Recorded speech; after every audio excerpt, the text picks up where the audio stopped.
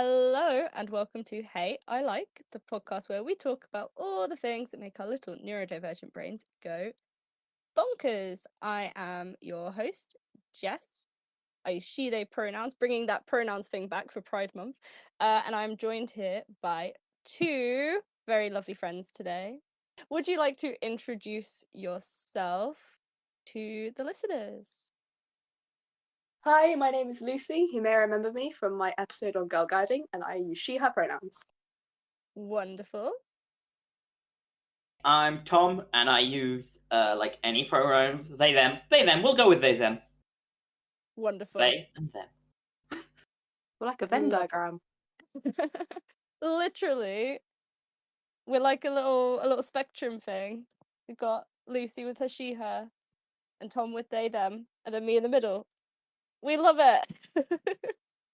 But yes, so the reason why today we have multiple people and we've brought back the pronoun things is because it is Pride Month. So this episode is not necessarily going to be an hour and a half long info dump about one topic. It is going to be just us lot talking about some wonderful queer things. But this episode is just going to be an introduction to all things queer and our opinions on it, I guess. So where should we start with this? I'm just rambling. I don't know what we're doing. Shall we talk queer origins first? Well, you see, queer people came about when At the dawn of time. Yeah.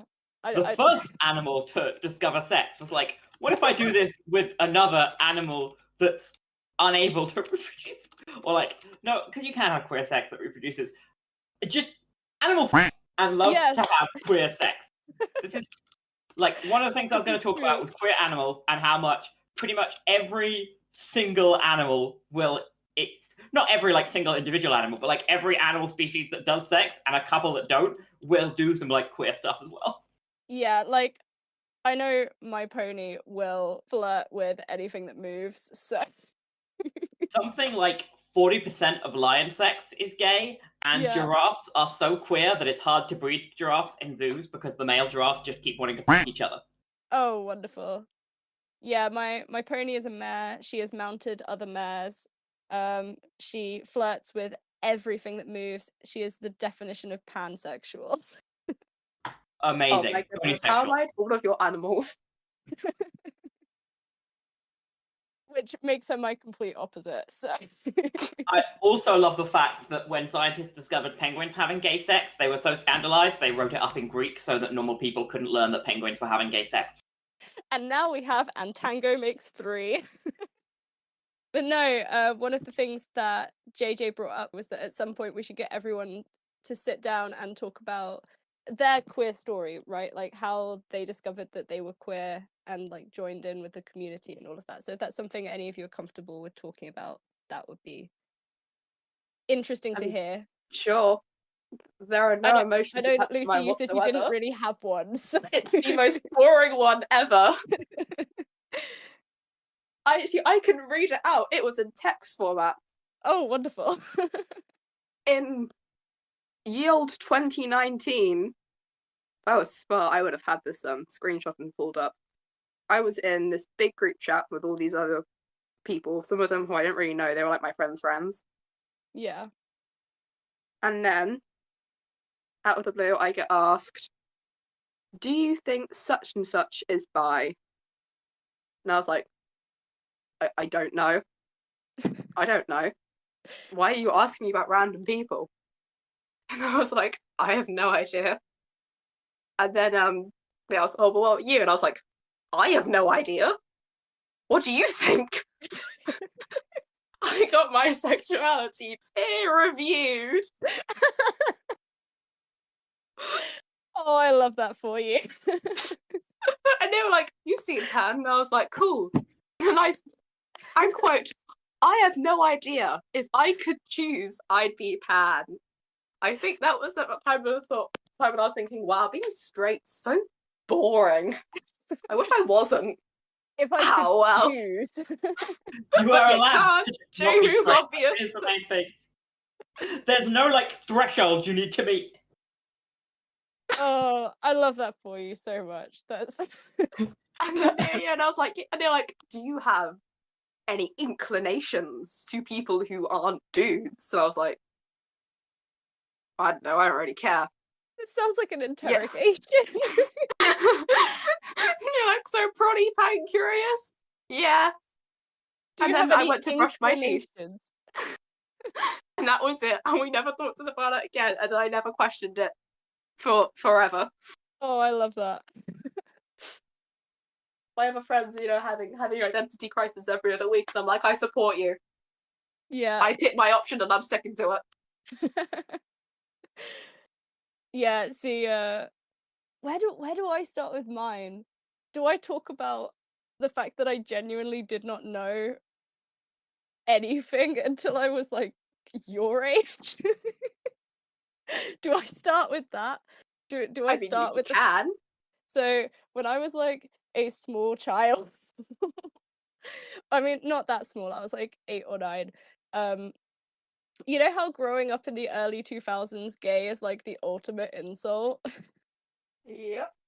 Well, I mean you wouldn't, Lou, but It's written on the back of some of the school chairs. but yeah, so going to very rural conservative state school in the early 2000s, gay is the ultimate insult. But also like at the time I was loaning a male pony and he had a purple rug, which, as you can imagine, got a few raised eyebrows because that is a very feminine color for a male horse. And one of the other girls at the stables at the time made some comment about how it's like, oh, that's so gay. And at the time, all I read was classic novels from like the 1800s, wherein gay does not mean gay. Gay means happy. So I heard this blistering insult and just went, yes, I think he is very happy. Which, love that for me, love that for child me. But then it sparked this whole conversation when I got home, in which my parents informed me that gay is an insult and you do not want to be gay, and lesbian means crazy woman, because I had also heard that at some point, and didn't know what it meant. And for some reason I did not look any further than that for ages and ages and ages, and basically lived until I was about 16 years old firmly believing that, which in retrospect is insane. But yeah, one of my friends at secondary school came out as bi when I was a teenager, so I knew what bi meant before I knew what gay meant. And I was kind of like, you know what, 0 and 0 are the same, so bi. And then a couple of years later was like, discovered the internet and realized that asexuality is a thing, and now here we are many years later. Yeah. That It's fits a interesting lot because, better, like, I think. I'm sure you discussed it in the Ace episode, but it's interesting that, like, a lot of the historically bisexuality has often included asexuality. Like, Yes, yeah, you're both. does. It's both the same. It's cool. What I love is your story is so funny because I have not quite the opposite experience, but like a very different experience because I went to an all-boys school. Oh, wow. I have no idea why all boys schools still exist. It's crazy. It is not a great environment, but being an all boys school, I was, like many boys of a teenage or just pubescent age, I was horny about things, and there are no girls around, so I was like, well, I may as well have sex with this guy.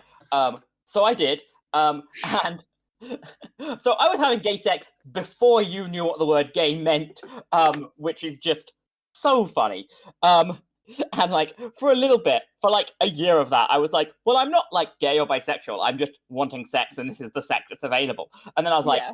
wait, I'm just bisexual, aren't I? That makes perfect sense. And then I came to university, well. and was also like, oh wait, I can be non-binary. Yeah, I think I'll probably be non-binary. And then I was like, wait a second. You don't have to.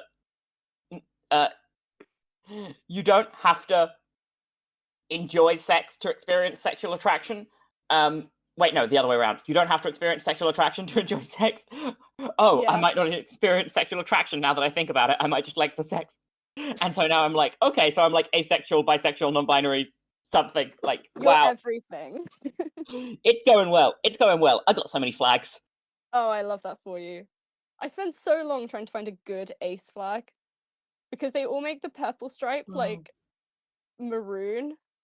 That's bad. That's It's bad. bad. I got one from I think I got one. It was advertised on Instagram that it was free. You just had to pay shipping. It was like some American company or whatever. They had like everything on sale.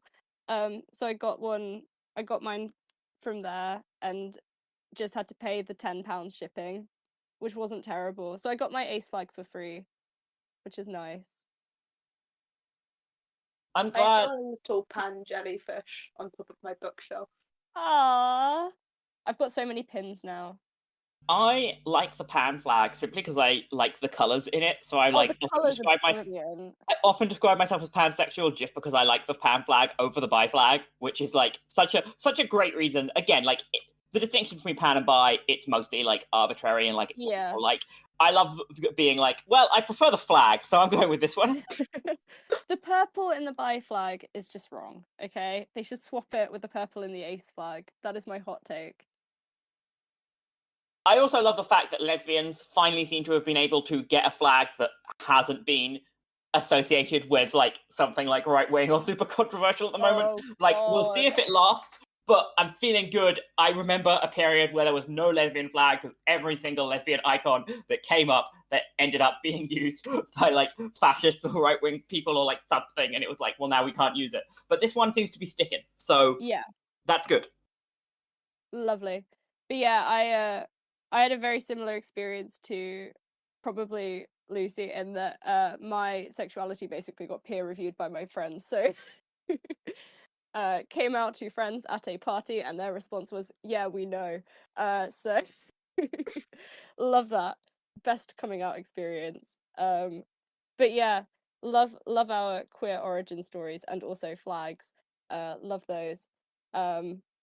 Lucy, have you got a flag? I actually have a flag. I just have things that are like flag coloured. You should get a flag. You should make a flag. You have a sewing machine. I should. Make yourself a flag and then you can go to Pride. Not that you can't go to Pride without a flag, but like you should go to Pride. Everyone should go to Pride at least once. Well, you know, I've got a pretty long summer holiday. Yeah, you do. I love how all the pride parades are always in July. I know it's not. It's Oh, like Very not Pride few of month. them are in June. I've said before, and this is the perfect time to talk about it. That I don't like Pride stuff being in summer because it's too hot and warm It for me, and is. I don't like going outside and doing big marches with a bunch of people in the middle of summer. It's way too hot. Yes. So I had a position that we switch it, and make it in winter, and I think there's two good reasons for it to be in winter. One, it would be colder, which would be better for me personally being outside. I would prefer that, and I think we Yeah. should take that into account. I'm queer. I believe my needs should be met for Pride. Yes. But the second big reason I feel like we should move it to winter is to really up the war on Christmas levels, and go full Pridemas. I'm saying Pride presents, Pride trees, Pride carols. Oh my God, like, I love this. go full at it at Christmas, and there's got to be a gay person who was born on the 25th of December whose birth we can celebrate every Pride and be like, this is it. This is it. And so like I think we should fully like imagine gay fairy lights. They're already called fairy lights. Come on, everyone. Like imagine those, but in rainbow colors. Like Yes. come on, this would be so good. Like Dude, it would be the best like celebration, a Pridemas dinner in which you gather with all your queer people and have a Pridemas dinner. I love it. See, I was going to like counter offer Easter, but your idea is better. I prefer the idea of replacing Christmas with Pride. Hey, sounds Easter is brilliant. that time that a guy got nailed, so like Oh dear, I appear to be struck by lightning from above. I'm sorry. I'm imagining the old ladies at church hearing that. Exactly. But no, like, Oh, yes. genuinely, I do think Pride at winter would be amazing and Oh, should it would. absolutely take up all of like the Pride stuff and just piss off those conservative Christians so hard. Yes. My only problem with Pride in winter is that as someone whose local Pride almost got called off entirely because of bad weather in August, I think if it was in winter, it would get called off Well, this would every do. single I tell you year. what, this would do two other things. Actually, having it would do two other things. One, there would be less people, and I gotta say, the last Pride march I went to, the people were bad at marching. The people were bad at marching, and honestly, I'm mad about it. This is Why would you the be queer bad discourse we need. at You need to be better at marching? marching to go to the Pride marches. And two, the second piece of discourse is, hey, those companies are not going to want to be on those massive floats if the road is icy and it might veer off and smash into a crowd. That'd be bad publicity for them. You have floats at Pride? Well, not like floats, but like I've been to London Pride and there's like a bunch of stuff, like, you know, buses and like things and stuff, you know, with all that all the companies run and things that go through like the Pride Parade, and I don't really mind like rainbow capitalism because like it's a sign that we're winning. But I also don't especially like it, so I'm like, Yeah. like I'll take their free stuff, but like, to them. So like I think again, doing it in winter, they would not come out, and it would just be, you know, people who were just like, yeah, Pride. Yeah. See, We're my so proud we're here in the winter when it's cold. my local Pride is Ely, so Oh, which was also the first Pride festival in Cambridgeshire, for the record. We beat out Cambridge. that's cool. Well, you can go. What you can do again, Pride must go to the cathedral and be like, we're doing Pride here now, and they're like, wait, what? Can you imagine? But yeah. Pride? Oh man, I'm just making I, queerness into a religion, which is probably a bad idea. But it would be funny for it like would the be first. so It would be funny. funny for the first like few years before people started taking it seriously, and then it would get Oh, out of yeah. hand, and then Yeah. you know it would probably go very very bad. But I think those first few years of it being very funny would be worth it. Yes.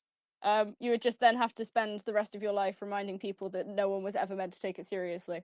But yeah, my issue with Please Pride stop worshipping Graham Northing, I'm marches begging you.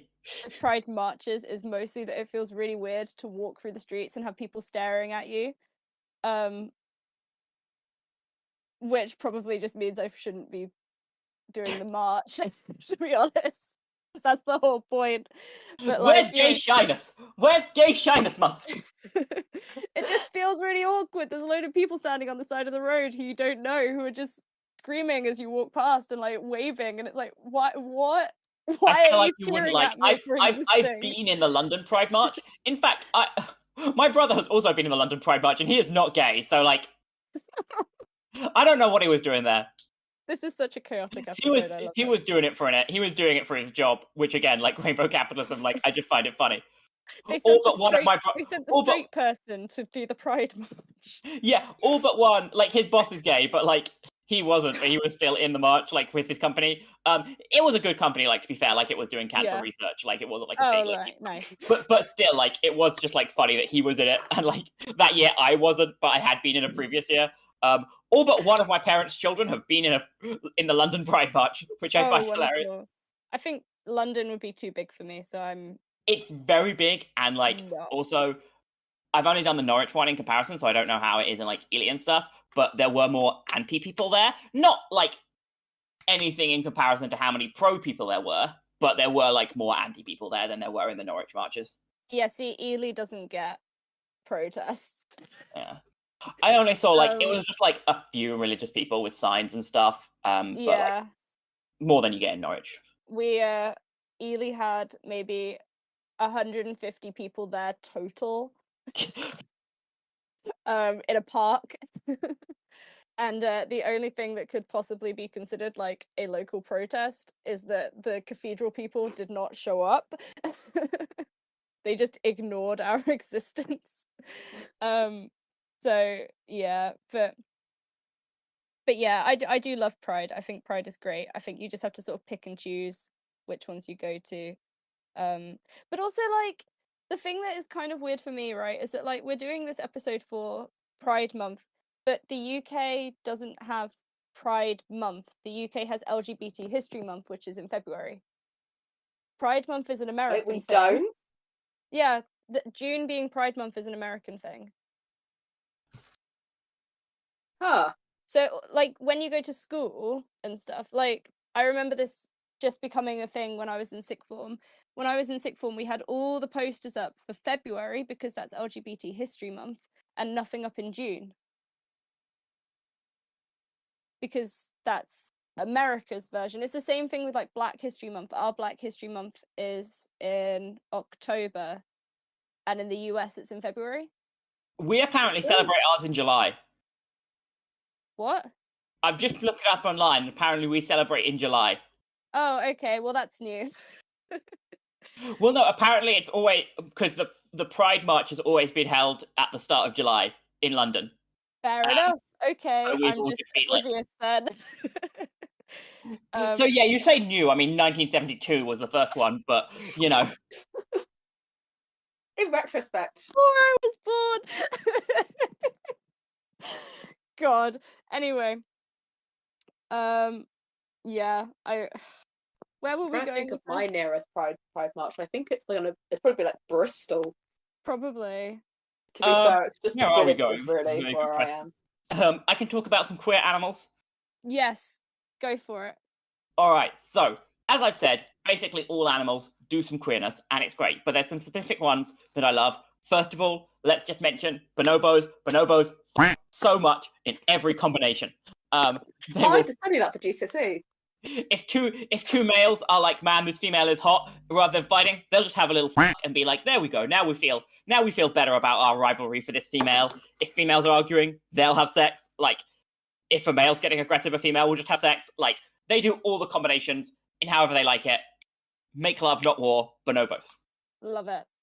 So they're classic. I also love, of course, there's a bunch of animals that will pretend to be female to mate with the other female under the male's back. Cuttlefish being the most famous one that will camouflage itself as a female, sneak up to the male as it's mating with a female, and also mate with the female while the male's like, yeah, second person to mate with, which is very funny. But the best, like, queer version of this is a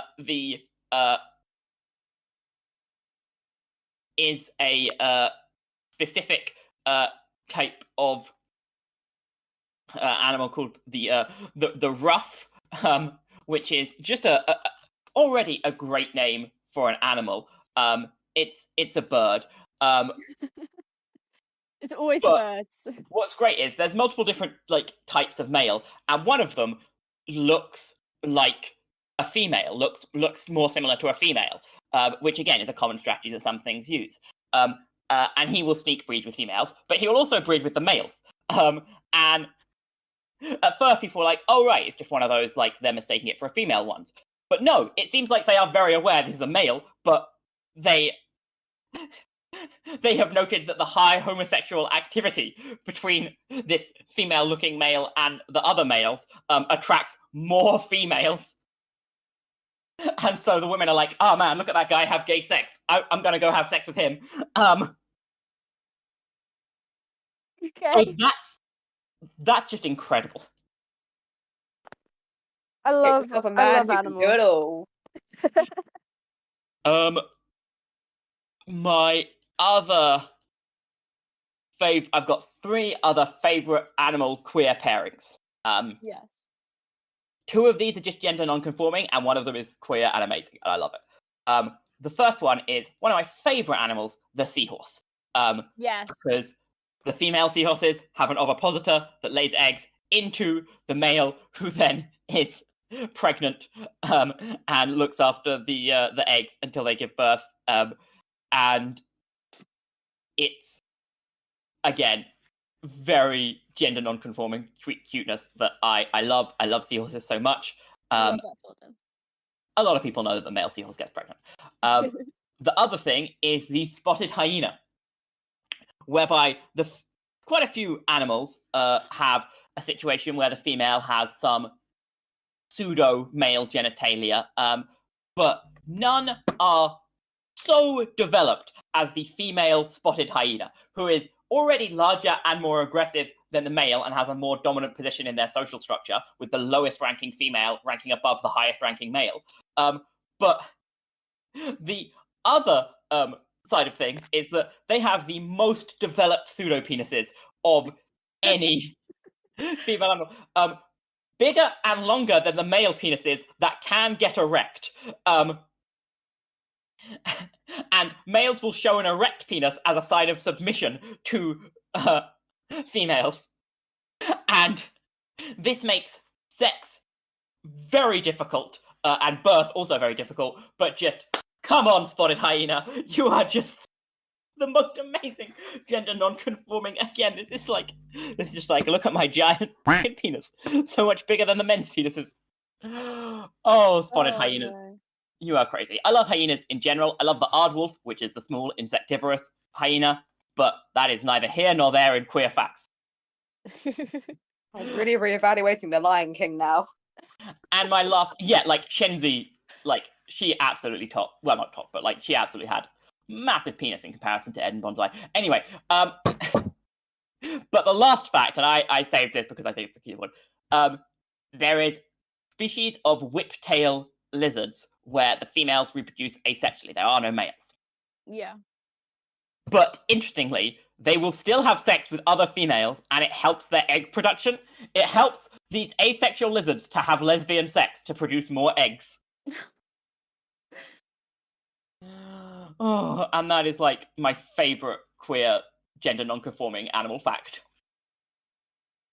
Anyway, those are my queer animal facts. I just needed to fill up some time for us, so there's no real structure to them, but just queer animals, y'all. I love them. I love our queer animal facts. This is I'm going to include this segment in the episode solely to make my sibling jealous, because they were meant to do a whole episode on queer animal facts and then bailed on me last minute. Thank you, Han. Anyway. They've been cruelly replaced. I know. They shouldn't have just ditched me and left me hanging for so long then. Let's do some media. Queer media that we love. Or like, you know what? Let's start with, what was the first gay character that you saw in a book or a film? Because for me, it was the Gay Angels and His Dark Materials, which I read when I was about 13 and did not clock that there was anything weird about it at all. We need Also to think for me, about because this. I did read His Dark Materials quite young. Yeah. But I don't know. Like, one, there's loads of characters which now, like, I'm like, nah, that character's gay. But the first one I like knew was gay. It's another question entirely, and quite hard to think about. Yeah, I didn't know that they were gay at the time. I didn't even know it was weird. But like, there's also the fact that I read the entire trilogy backwards. That's what are you doing? You got Okay, but the last one's the best one, so like. Yeah. So I read the Amber Spyglass first. Didn't have a clue what was going on, but I liked it. Of course you didn't. It's backwards. You're an idiot. This is just some dragging. So then I went to the library and I'd reserved the subtle knife, but it hadn't shown up yet. But they had Northern Lights for sale on their for sale shelf for like 20p. So I bought it, but because I bought it, I then didn't read it because I had the subtle knife from the library as a loan, and that needed to be returned, but the one I'd bought didn't need to be returned. So I read the subtle knife, and then when I returned it, then I read Northern Lights, which is the first one. All right. Well, I want everyone to know that this is stupid and bad. And I don't recommend it. I had no idea what was going on, but yeah, the Gay Angels in the Amber Spyglass was the first time the first time that I can remember as an adult now, looking back, reading a book with a gay character in. And obviously they weren't on TV because this was 2012 2010 2012 sort of time. It wasn't really a thing yet. Or it was a thing, but also my TV viewing was very restricted. I did not watch cartoons, so No. So yeah. So that was it for me. Ace characters, I had to go looking for it, which is incredibly depressing. And that's probably Every Heart a Doorway. First, like, in text, written down Ace character. So I highly recommend that one. I'm just rambling to try and give you guys time to think now. Oh no, I've already thought. Don't worry, I was just waiting to stop. But yeah, so first gay character, the gay angels. All right. The Amber Spyglass. I've been thinking about it, and I would say probably, honestly, one of the first gay characters I saw was probably when The Simpsons did a gay episode. I didn't know they did that. Oh yeah, no, they did. They did Homer's phobia, in which Homer becomes worried that Bart is going to be gay. And it's got John Waters playing a gay character in it who Homer like talks to and like learns is gay and like begins like having like worries about like, oh no, Bart getting like gay, and like that eventually but like Homer like gets over it and like is fine. It's a cool episode, like it's cool. Yeah. But I was gonna say that quite possibly might have been the first like actual gay character I saw. But I'd also say there's a good claim for Jadzia Dax in Star Trek Deep Space Nine, queer icon Jadzia Dax. And also the other one I was going to say, thinking about it, is quite possibly the bi woman at the end of Dodgeball, the movie, which is, I want to be clear, terrible bisexual representation. But that might have been it, or possibly 13 in House, who is also bisexual and is slightly better represented.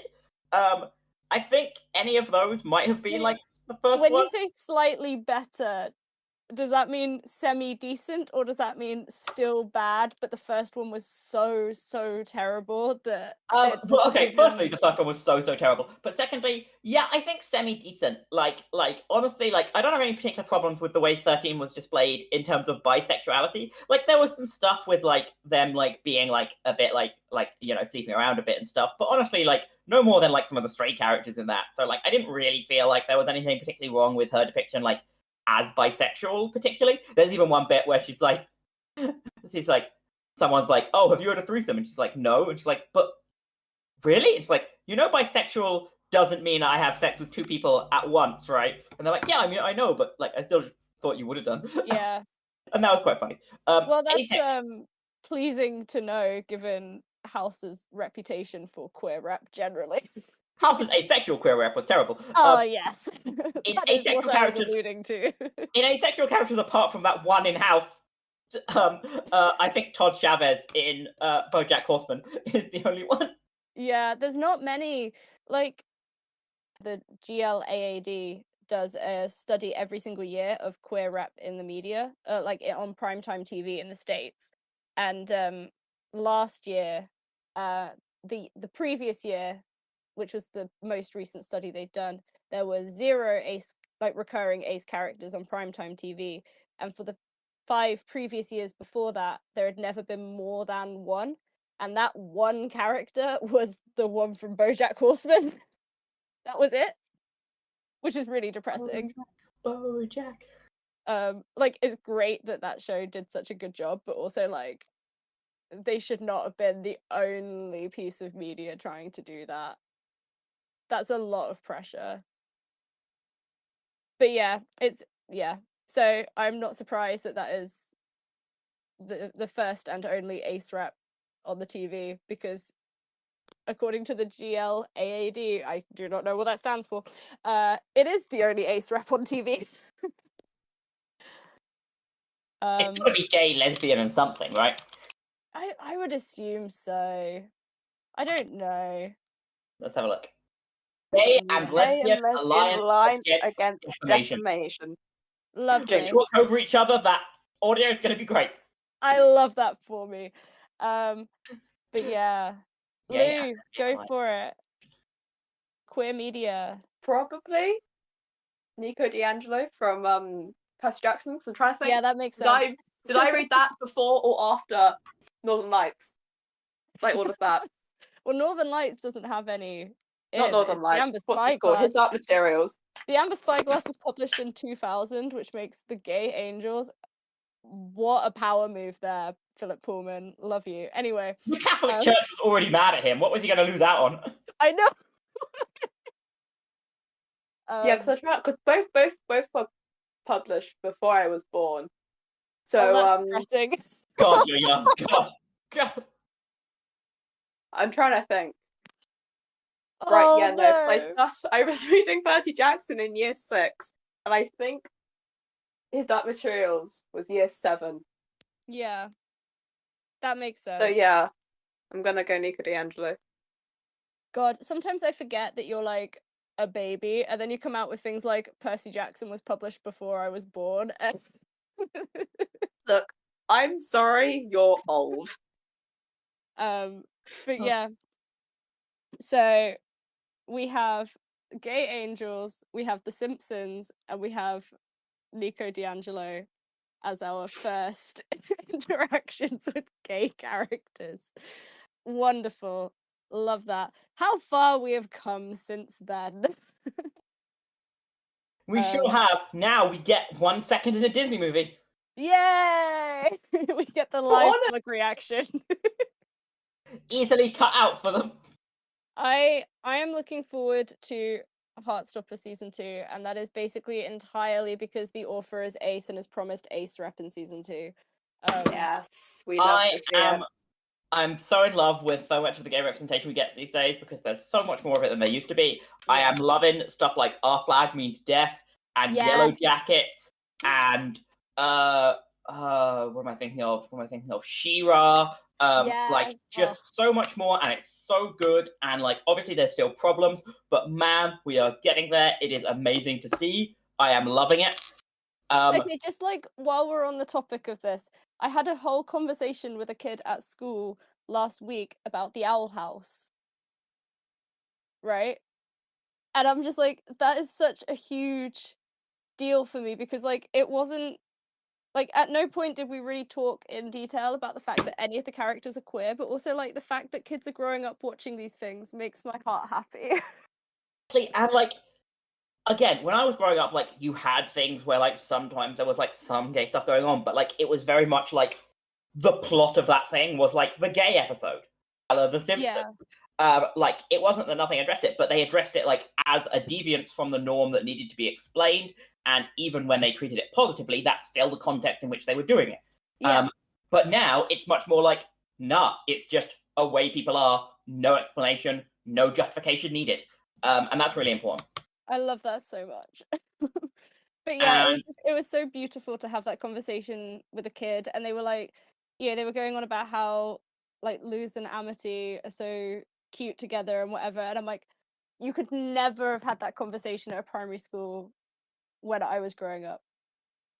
So I am just obsessed with the fact that I could have that conversation with a kid. And like, yeah, we had some people from a mental health charity come in, and they were talking about like how you sign up for their services as a kid, and they had like, oh, you can put in your preferred pronouns, you can put in like whether you're male, female, like trans, non-binary, gender fluid, that kind of thing. And it's just like they're just throwing it all out there now, and it's like I love that for the kids so much. They're gonna grow up having and such also, not an easier time of it because we've got different problems now, but like they're not gonna grow up not knowing anything about anything.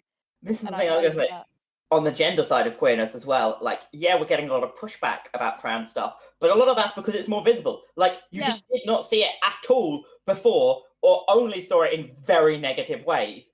And now you're seeing it in a lot more ways, more casual or positive, and that's really important. And yeah, we're getting pushback, but I think people forget how ruthlessly gendered everything was, like when I was a kid, certainly. Where like you had like girls toys aisles and boys toys aisles, and the girl, like I know with my parents, like me and my sibling were not allowed in the boys toys aisle because we were raised as girls. And like, like, it's there absolutely is some of that still going on, oh obviously. yeah. Absolutely. But the level of merging that I have seen just in my, because like there used to be like a tiny bit of overlap. Like it used to just be basically like some of the more neutral Lego things basically managed to sneak into both sort of areas. But like the overlap was tiny, really, really small between girls Yeah. and now there is a lot more stuff that is just like, well, this is for everyone, obviously. And that is great to see. And like again, just like because of like the way in which queerness also affects like gender roles, even when it's not gender stuff. Like again, they are just being introduced to so much more, and it's wonderful. And I feel like a lot of the pushback is a very tiny but very vocal minority As a rather student of than history, like this always everybody. happens. Like the majority of people at worst don't care. Mm-hmm. To put it So in context of like civil rights in America, for example, it wasn't until after like black people got like a bunch of rights that they actually that it was explicitly made clear that they didn't have voting rights, because historically in America various black people had well been able to vote because it hadn't been like nationally stopped by like every state. Like it really did vary. But then as black people again got more rights and more prominence in American politics and stuff, that was when the pushback started and they lost all voting rights everywhere. And like this is kind of what we're seeing now. Like we're seeing the pushback against those trans rights. And if we just keep pushing for them, eventually we should hopefully win. You know, history not being linear, but being, you know, at least generally you can get some progress if you work for it. yeah, and history doesn't repeat itself, but it does rhyme. So It sure does. yeah. And I mean the trans stuff in the UK at least is probably quite a lot just because the Tories are the Tories. There is that, although also there's so much specifically like Labour's not great for it either, but Starmer in particular is like seems like he ugh. really does not care about trans stuff at all. I mean, like seriously, like there's the thing about like Britain and trans stuff. It's like Britain has historically a long history of gender nonconformity. Yes. Like we love to cross dress, we love to do things gender nonconforming, and like Just again, look at historically speaking, Shakespearean theatre.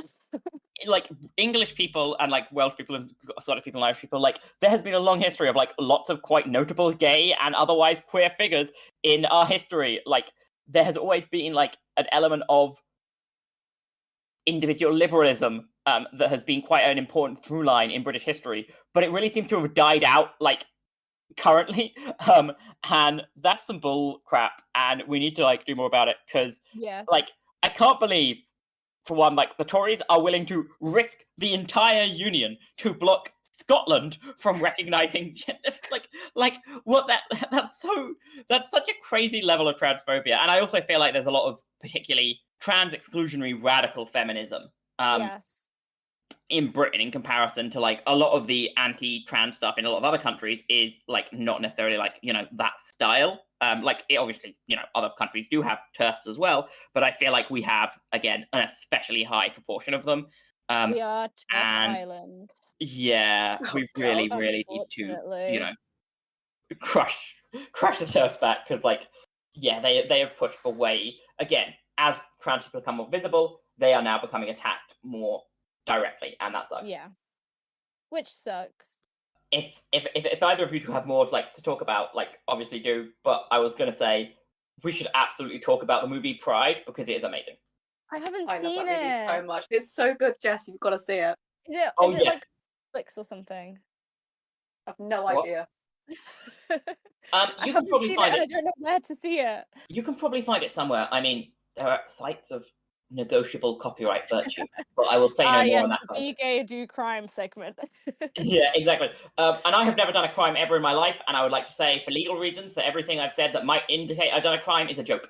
Yes, same. Guide's honor. But the other thing I was going to say is you absolutely have to watch Pride. Pride is one of two movies that has made me cry. I am very hard to make cry at movies. The ending of Pride made me cry. The other one was Pokemon, the first movie. So, you know, you can see it's in good company. And Pride is an absolutely amazing movie based on real events. Like, everyone who hasn't seen Pride should immediately stop this episode and go watch Pride now. Jess, I am including you in this. Oh god. Because okay, we'll wait. Pride is amazing. The music is great. Characters are great. messages are great. I wish it had some more like non-gay and lesbian representation, but like, you know, that is what it is. It's still Yeah. great. It's not like You can't bad have for everything. bisexuals or asexuals or anything. But it's just, you know, it's you know, not got much of that. The ending is just. The ending makes me cry every single goddamn time. I actually came out to my family when we watched Pride together, the second time I'd seen Pride, and they noticed me crying, and they were like, wow, you don't usually have such a strong emotional reaction to things. And I was like, well, you know, I actually am queer, so like, this is having. Yeah. So like, yeah, Pride is just such a good movie. I'm also Welsh, so I love to see the Welsh get represented. Hell yeah. Love that. Again, speaking of J.K. Rowling being an awful term, there are like 3 actors in Pride who are in Harry Potter, which I find quite funny. But again, like they are all like all the actors in Pride, all the people are so good. The music is such good choices. The vibe, it's just a great movie. Okay, well, I will have to go and watch Prime it. Video. Because I watched it with my parents, and I think it's on. I think that's what we watched it on. Mm-hmm. Well, it's very good. I try to avoid Amazon wherever possible because Jeff Bezos is evil, but That's my dad fair, has but Prime, for so Pride, like, you know. Anyway, or yeah. just go like to a shop and buy it. Like, it's got to be in shops. And Pride watch it on exclamation what? mark. It is My great. laptop doesn't have a DVD drive. Get a separate DVD drive. I've got one. That's so much money. I'm a student. I'm broke. Okay, this is fair. Like, go find like a friend who has it or something. Like, come on. Yeah. Okay. I Network. will have a look. When I was in a house share in university, we had 3 copies of Pride out of 4 of us. Guess who? I love that. Guess how? Like literally. And 2 of them were straight as well. 2 of them were straight cis people, and one of the 2 straight people, cishet people, still had a copy of Pride. The other one did not, and was rightfully shamed. When I was at uni, Lou, you have all of this still to come. Oh, you're gonna love this. Anyway, when I was at university, we don't talk about my first year flat. That was terrible. I'm trying to forget about it. Second year, I moved in with a load of my friends, and there were 5 of us, and there was me, who was ace. One of my housemates was bi. The other one was having gender crisis. So of the 5 of us, 3 of us were like out as queer. Another one, there's something not straight about him. I'm sorry. If he ever listens to this, he's gonna be like, he's gonna deny it. But there is something not straight about him. There was something going on there. And the other girl was Catholic. Hey, you Very can be very- Catholic and queer. I know, but she was a very straight Catholic girl. So she decided at the end of the year that she didn't want to live with us anymore. Oh dear, you were Part of it was because we were like, she wasn't like homophobic or anything, but like part of it was because I think we were too like openly queer about it. And she wanted to live with her straight Catholic friends, so she moved out. But yeah. crazy. But yeah, it's just of the 5 of us, like 3/5 of us were queer in some way. It was great. I fully forget that like cishet people are such a large number of people. I know. I'm like, wait, cishet is the norm? Oh god. Of my friend group from home, I'm trying to think. I think none of them are straight. Yeah, I don't think Like- I have a single cishet or even neurotypical friend at this point. Yeah, like there's quite a lot of bi people. Another ace person. One of my friends is unsure but somewhere on the ace spectrum, but a lot of that comes from the fact that they're really neurodivergent. And then the last holdout came out as biromantic last year. See, I'm trying to think maybe So- one of my like close inner circle might be straight. I don't know. We've just talked about it, so now there's just the don't know. Yeah. But I think when it comes to like queer people, it's very much birds of a feather flock together, especially when you're both like queer and neurodivergent. It's like Many of us are. Like, We've I don't just- know. Like, so many neurodivergent people are also, like, queer in some way. We just love questioning ourselves. Yes. we've just sort of like drawn together into this little bubbling hive mind. Exactly. It's great. I would also just like to say on the movie Pride, as I said, it and Pokemon the first movie made me cry. And when I described to someone that Pride and Pokemon the first movie had made me cry, they thought it was like Pride and Prejudice and were very confused.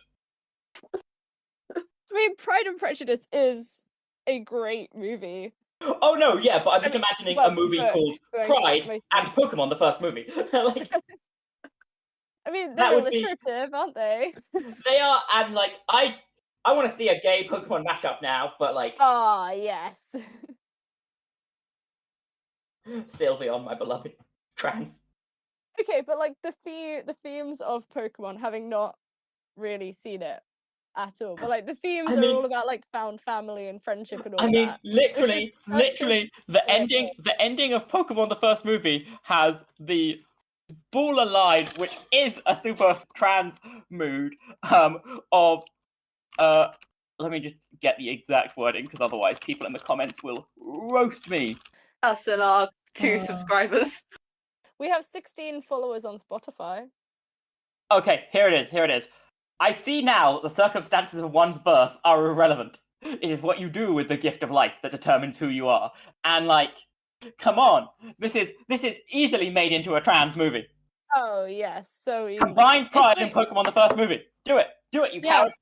Yes, it's like how Nintendo, get on the people watch Danny Phantom and go, "This is a trans allegory." I mean, that just is like that. Just It is. Like the creators definitely did not intend for it to be, but it is. Oh god. Anyway, yeah. Anyway, Really amazing. Queer icons we have opinions about. I've talked about mine in the Ace History episode. Yeah, I don't really like I have like a lot of positive opinions on a lot. The one thing I will say in this is I would like more people who are remembered as gay to be remembered as bisexual.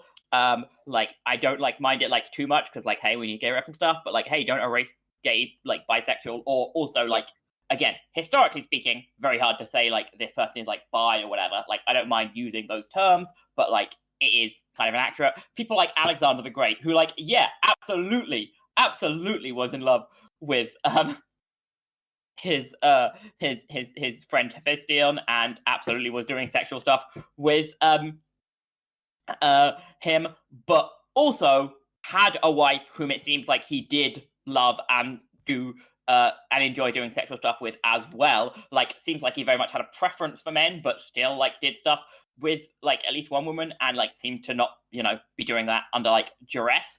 Or like Freddie Mercury or Achilles, like so many figures who are like remembered in a gay way who are more bisexual that I would like that to be remembered, but no one who I've got like super duper strong feelings about being, you know, seen as gay or straight or whatever. Yeah.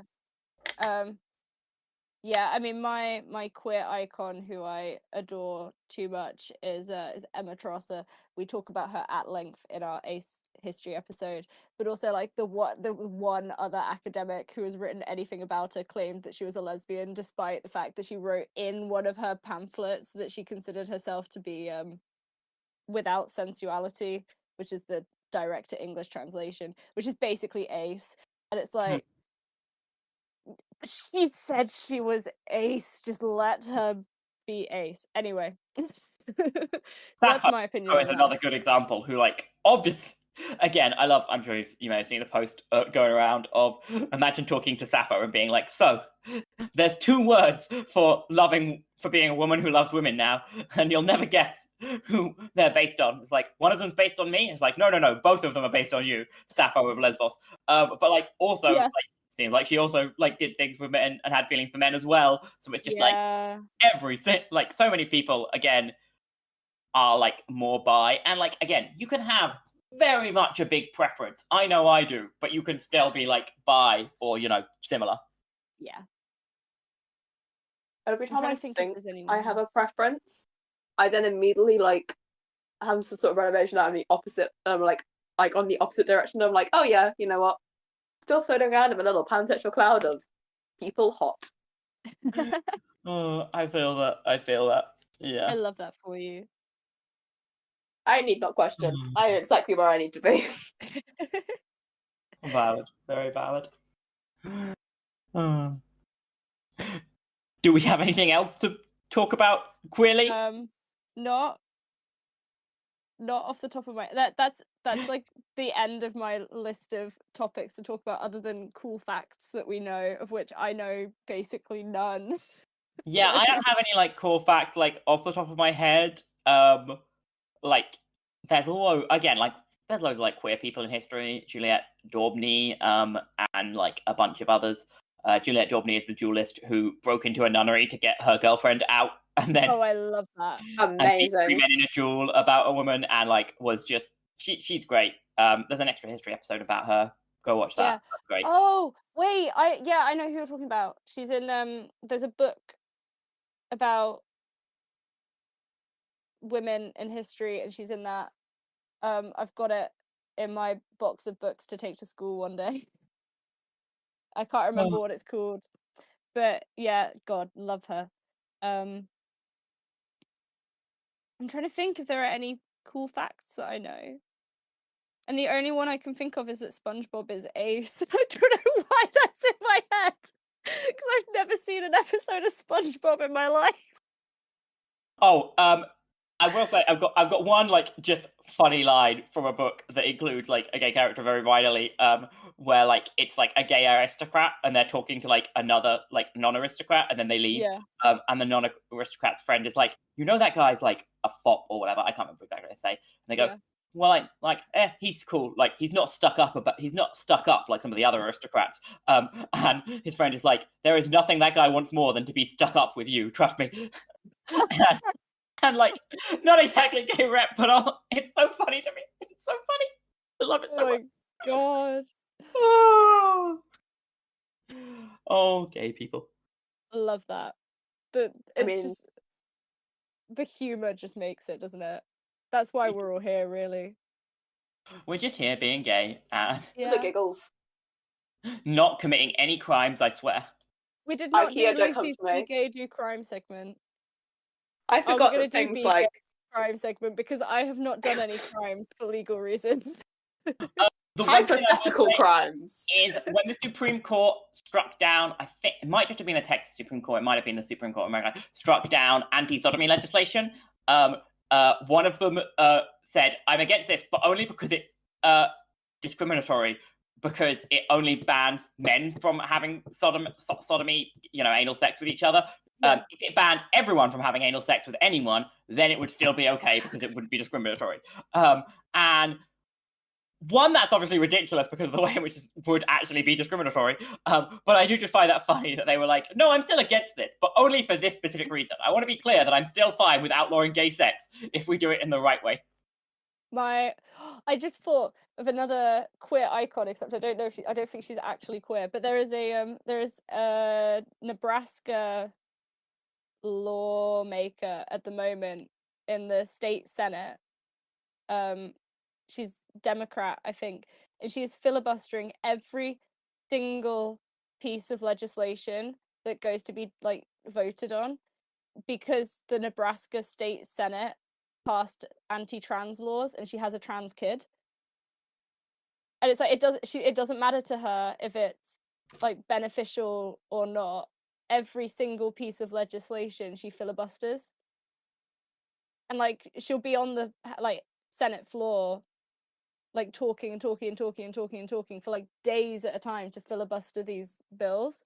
And she says she's going to do it until they like revoke the anti-trans bill that they passed. Like she's like, I'm gonna burn this session like to the ground basically over protecting trans kids. And I'm like, I love that for you. You've earned so much respect from me for doing that. Love that. This is not Be Gay Do Crime. This is just, I love her. Anyway. I don't really have queer icons. When you said queer icons, I must have been the first person that came to mind was you. Oh, So like, so sweet. you're like famous. You've done panels. I mean, yeah, I don't think they were listened to by very many people. Yeah, I was I can't remember if I cut this out of the Ace History episode or not, but I was on a couple of panels at the UK Ace conference last September, including the like Ace research in the humanities, and I hosted a Q&A with Yasmin Benoit and Sarah Cosgrove, and all the videos are still available on the Avon live streams website if you scroll down far enough on YouTube. I have one more queer icon that I need to talk about.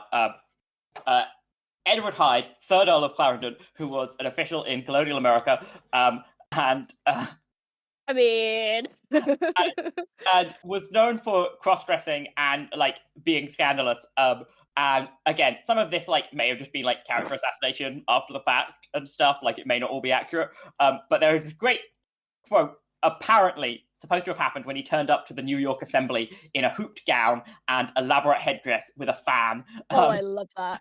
And when he was questioned about it, he said, "You are all very stupid people, not to see the propriety of it all.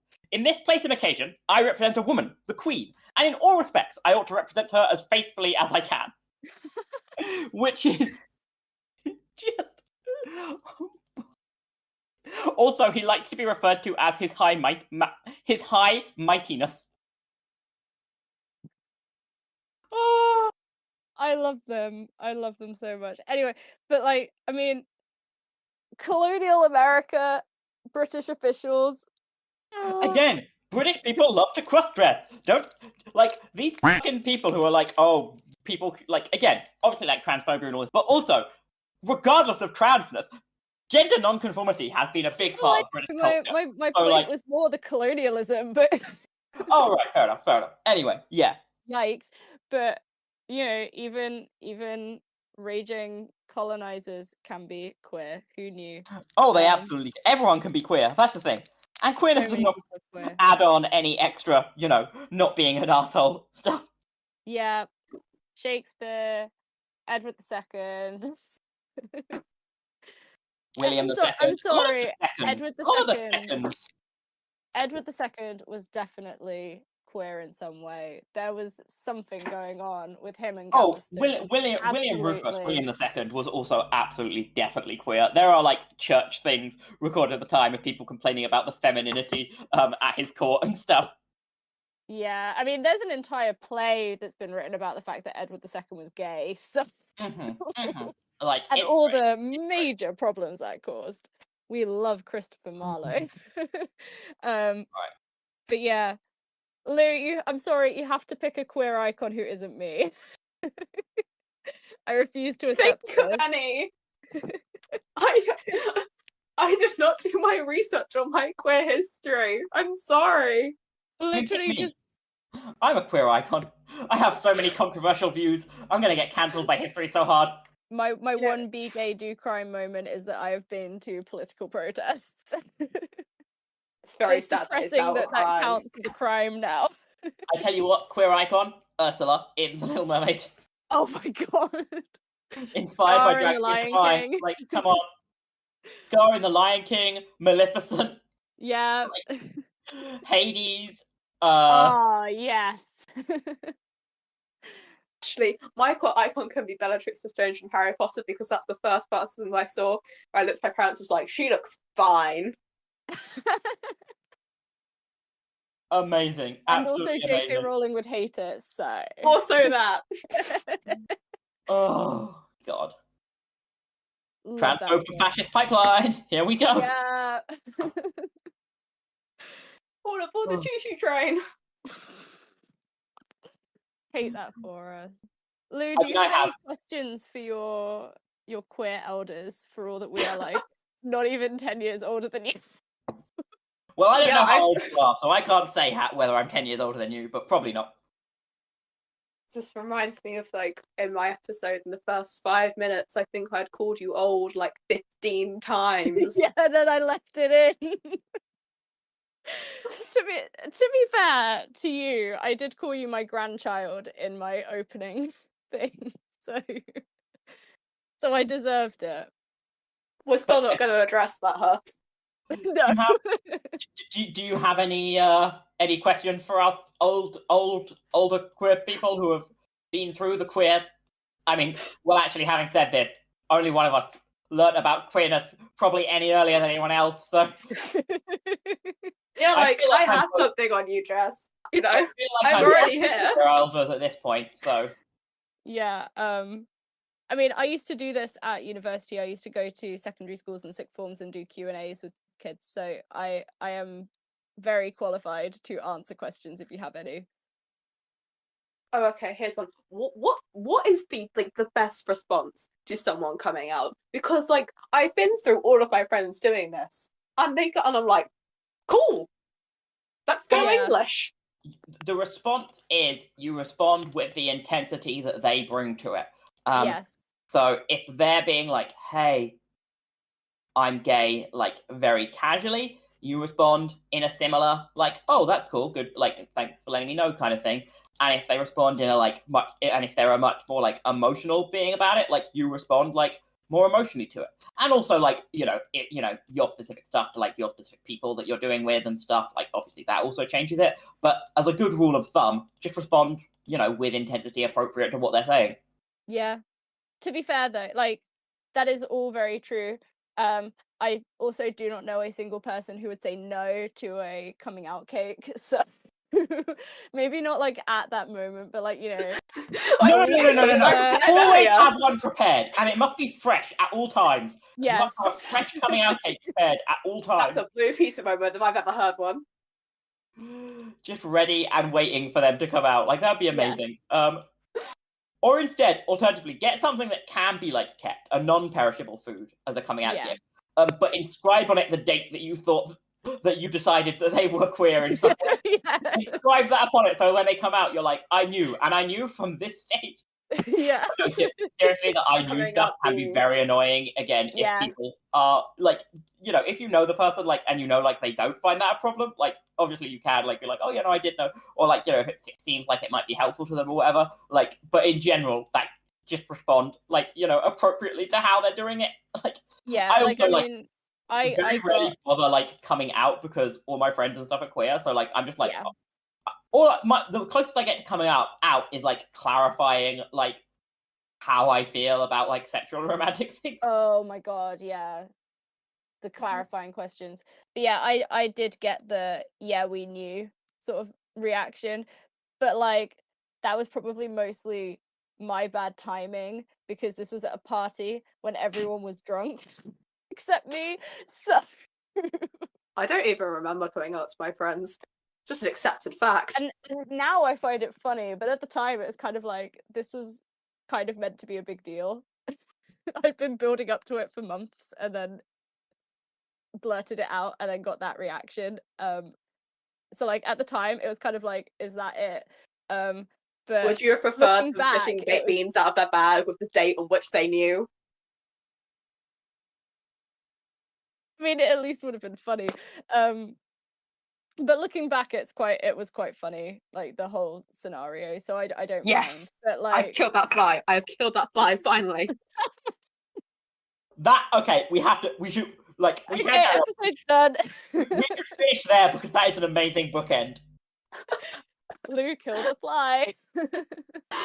This is our BK do crime. I committed a tiny murder. You Of a committed fly. murder. I mean, I have The other fly. I do think we should just finish up here, but that is amazing. But yeah, any more questions before we say goodbye? I was not told I had questions. I know, this is just a spontaneous decision. Apart from anything you've already mentioned today, funniest or just, wow, that was kind of weird moment about your queerness in your life? Go. Did that make any sense? I don't know. Oh, it does. I'm trying to think of something now. For me, it was my weird sort of phase in year 8, where if I would bring up I was queer, just to sort of, not randomly, but it was kind of made sense, and I would immediately follow up with, you got a problem with that? So people usually didn't have a problem with it.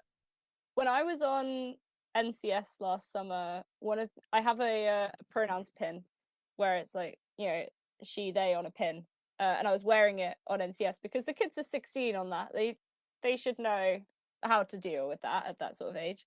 But one of the other staff members asked me about it, and when it's like you never really expected to get confronted about it, even though it's definitely something that other people will confront you about. So they were asking me about it, and I just had absolutely zero response prepared. So I kind of did the whole, gender is a social construct that I don't believe in kind of thing. So their response to this was to go, so if I refer to you as like fish, would you respond? And I was like, I mean, probably. So Amazing. yeah, that's probably the weirdest thing, aside from the person at the first Pride festival that I ever went to. There was some like mum at this Pride festival who saw my flag, asked what it meant. I said that it was the ace flag. She didn't know what that was. I tried to explain it. She then turned around and went, oh, so you mean it's like a massive warning flag telling people not to touch you? And it's like, well, no. Like, yes, but also no. So wild because like, do they just think that if you are sexual, people are just allowed to come and like touch you? I know, right? Like boundaries, people, boundaries. What? It still makes no sense to me, but yeah, that was really strange. This implies the real winners of COVID-19 were like ace people. Oh, I know, right? Oh. Guys heard about social distancing, and it was like, finally. I'm gonna say my I think it just like a funny but also sweet moment was when I was doing some stuff with like some kids in like a primary school, like showing them something, and like it wasn't related to queerness, but I was wearing pink, and one of the girls there was like, "But you're a boy. Why are you wearing pink?" And I was like, "Well, like boys can also like pink. Like anyone can like pink, and also like you can do stuff however you like. It's all good if you like pink or blue or whatever. Like you can wear whatever colors you like." And like this was obviously like this was like a 5-year-old, so I wasn't going to explain the whole spectrum of gender stuff to it. But I did feel like very cute, just being like, "Man, this is the first interaction of gender nonconformity they have had." Yeah, little kids are so cute. Some of the kids in my class, I'm in year 6 at the moment, so they're 10 or 11. They keep asking, there's me and another student teacher in the other class, and they keep asking me if we're dating. Obviously we are not. But yeah, I am like this close to pulling out the big guns and doing the whole rainbow everything talk. Like some girls like boys, some girls like girls, some boys like boys, some people like both genders, some people like nobody. And that is me. Stop. Because it's like all of them. The ones who don't think we're dating think we're siblings, and I'm not quite sure how to respond to that one. Classic kids though. Kids think every adult is like super linked. Yeah. Yeah, they do. And it's like I keep explaining to them that like we're friends, we go to university together, that is it. But then they think I'm hiding something. So You sound it's too obvious. I know, right? Tell them you're both secret agents. This is your undercover mission. So then they're like, so you're friends, and it's like, no. No, we are just friends. And like I hate the just friends thing, but like there is no other way to get it through their head. Like they don't get it. We are friends full stop, not friends italics. Yes. I know you're not lying. I know you're, but the way you are saying it doesn't sound very convincing. I know, but it's like you know when it gets really brought hard. up like 50 million times a day. I was on a bus journey with these kids for 3 hours, and every single question that they had for me was basically, "Are you dating?" And it's like, if you get that for 3 hours non-stop, eventually it's going to stop sounding believable regardless of what you say. So That's right. Have you considered getting it printed on the back of a t-shirt? Just wearing it to school. Me and Mr. Williamson are not dating. Shut up. Yes, exactly that. That would be amazing.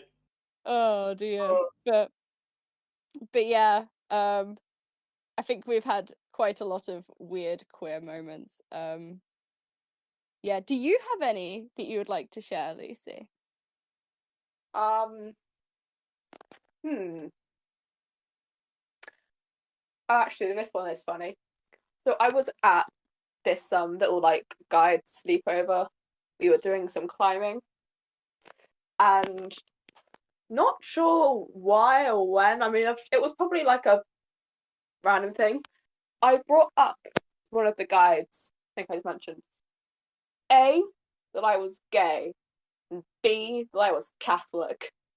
And the fact that I was Catholic, like made her like more confused. It was like, yeah, you like whatever. Yeah, sure. Like I'm like, what?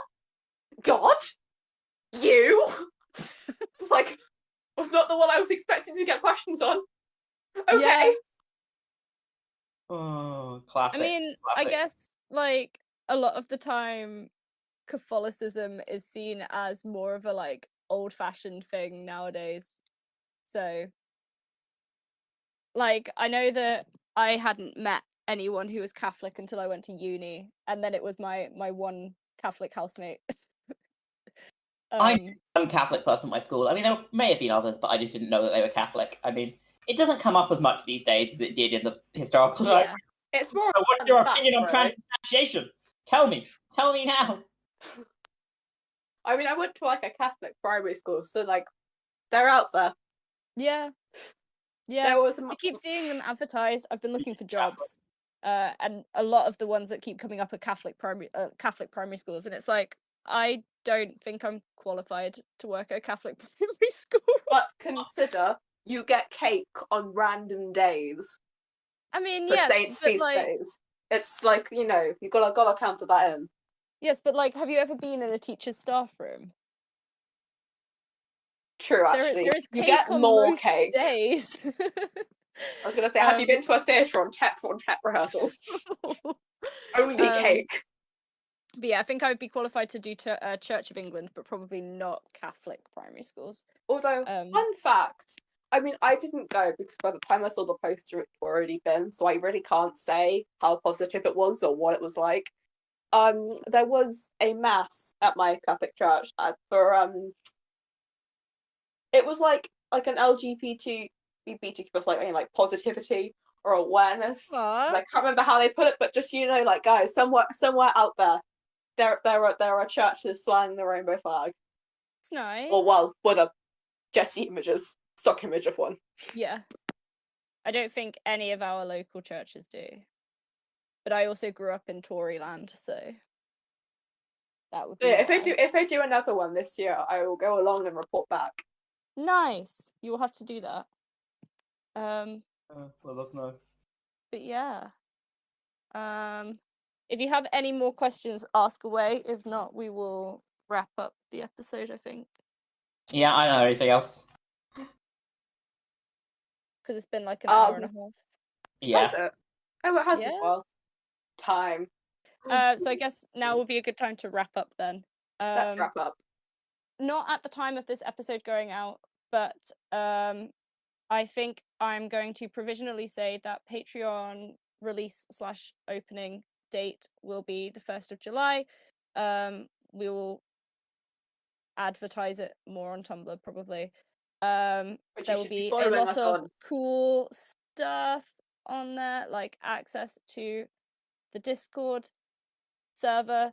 We have a whole load of channels ready for you where you can ask questions and chat about the episodes and chat to us about the episodes, which will be really cool. Also fun random stuff. Possibly, yeah, fun random stuff, bonus content, unabridged episodes, so you will get to hear all the nonsense that we cut out from the beginning of episodes. There's so much nonsense. There's so much nonsense. Some of the extra content includes things like me and Lucy singing campfire songs and annoying bus ride songs. I have a new one for you, Lucy. We can do that at some point. Oh my god, yes. I learnt one this week. I hate it so much. I have to subject you to it. But yes, so we will have an album of silly campfire songs and annoying bus journey songs for children.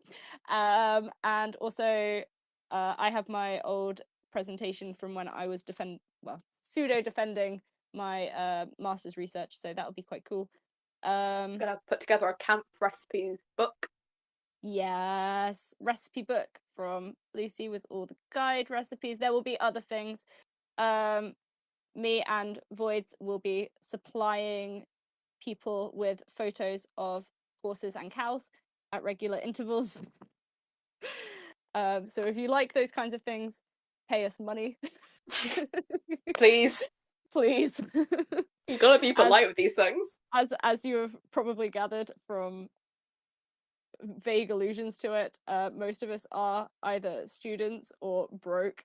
So Or both. Or both, in my case. So you will have to pay us money for those things. But that will be coming soon. You'll hear more about it if you follow us on Tumblr at Hey I Like.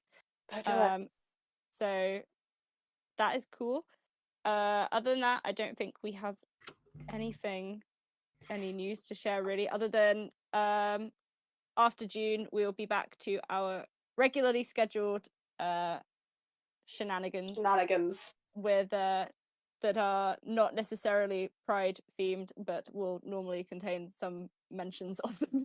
Not gonna lie, I'm thinking back to the fact that the Gawongo Mohawk episode had a whole thing about how, you know, this was a woman cross-dressing as a man on stage for a significant length of time.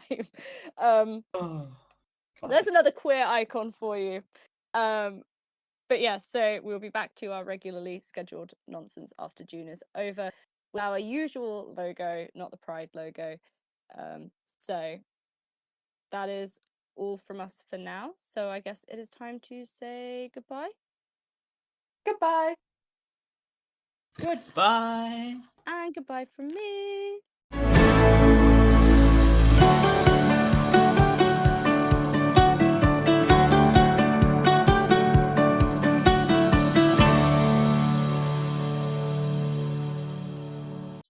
Thank you so much for listening. If you've made it all the way to the end, congrats! You are officially much stronger than half of our friends.